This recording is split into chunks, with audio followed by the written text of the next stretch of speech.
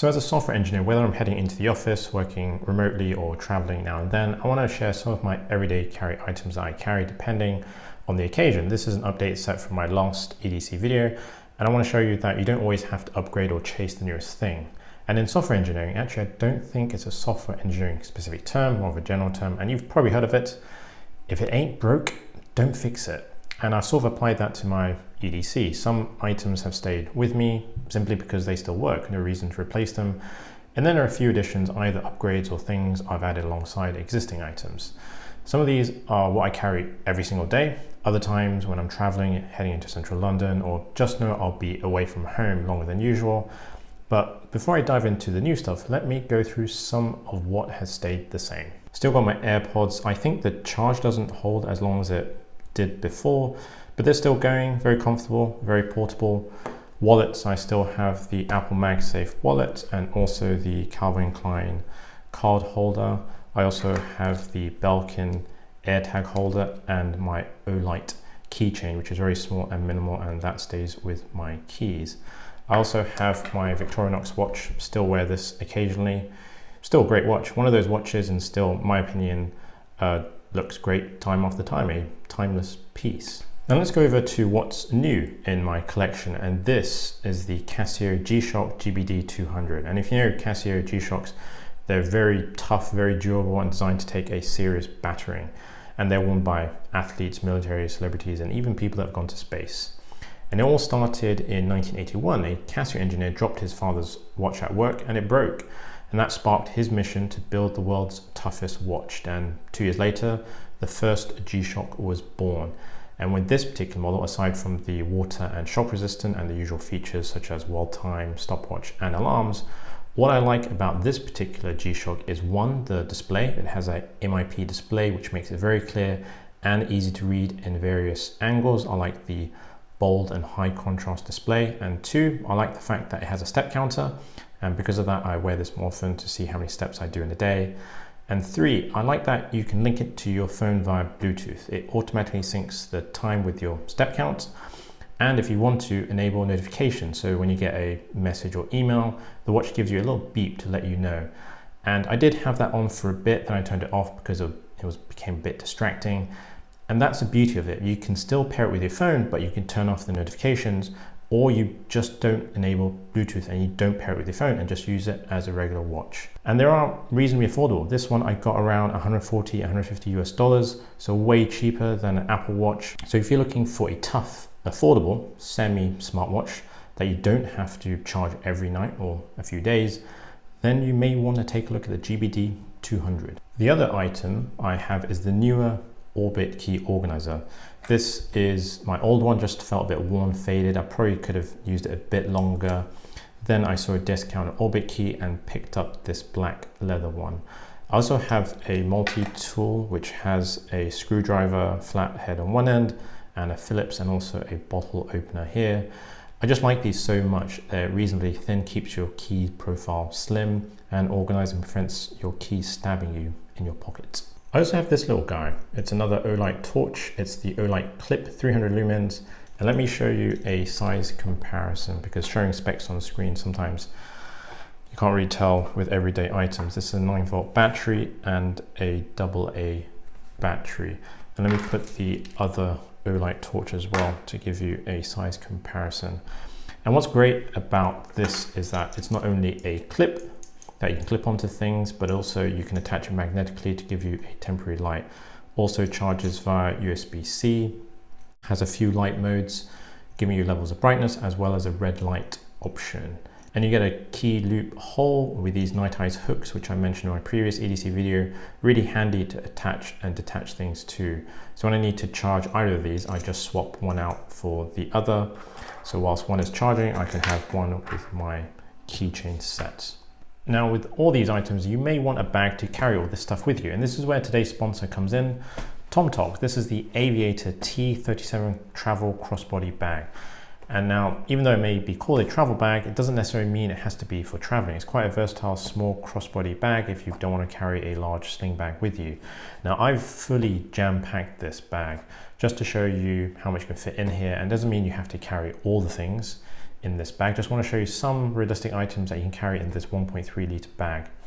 So the main compartment, if I open this, I have a pair of sunglasses and a pocket ball RX 100. This isn't mine, this is my brother-in-law's. Thank you, sir, for letting me borrow this. I also have a small notebook. This is A6. And then on either side, you have mesh pockets. On this side, I have, for example, you can store a phone on this side of the mesh pocket.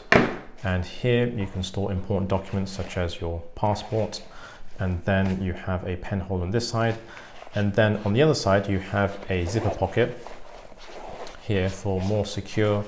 You can store your cards. I've got a card holder, and you can also store loose cards if you want to, because of that zip, and it's RFID protected. And you can also store some cash on loose change on the lower part of this mesh pocket. Then on the front side, you have two zip pockets here and here. Hope I can get that on the other camera.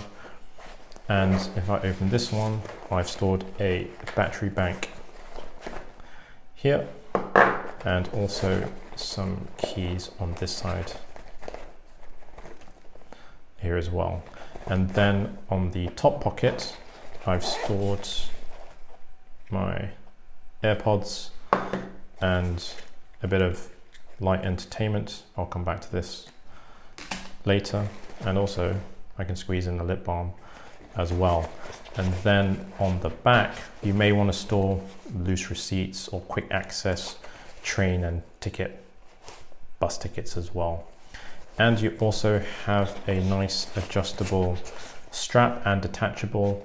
And I think this is a great small bag, whether you're traveling or not. Oh, and let me show you, if you want to carry some entertainment with you, this is the Miyoo Mini Plus, and that fits in quite easily. I also reviewed the Retroid Pocket 5 recently as well, and let me just show you if that fits in this bag. And it's a bit of a tight squeeze, but you can manage to fit it in if you want to. So just to show you that. Now, if you find this a bit too small for your liking, then there is this. The Aviator T35, this is the X-Pack version. I featured this on the channel a few times, and TomToc did send this out to me. This is the X-Pack version. I think this is a great sling bag. I use this, well, the black one, every day. Plenty of pockets, minimal looking.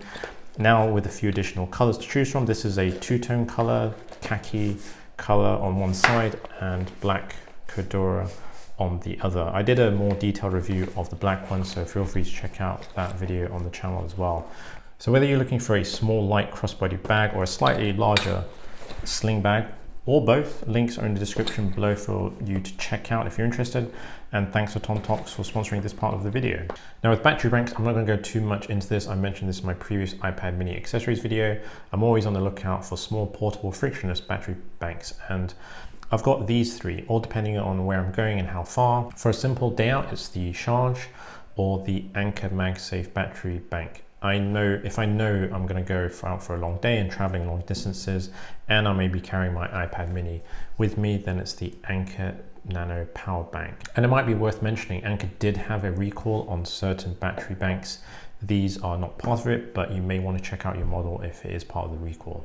Next up, the iPhone 16 Pro. I'll be honest, I didn't really need to upgrade to the 16 Pro at all. The 15 Pro that I had before was perfectly fine. And the only reason I have this is because of YouTube doing reviews.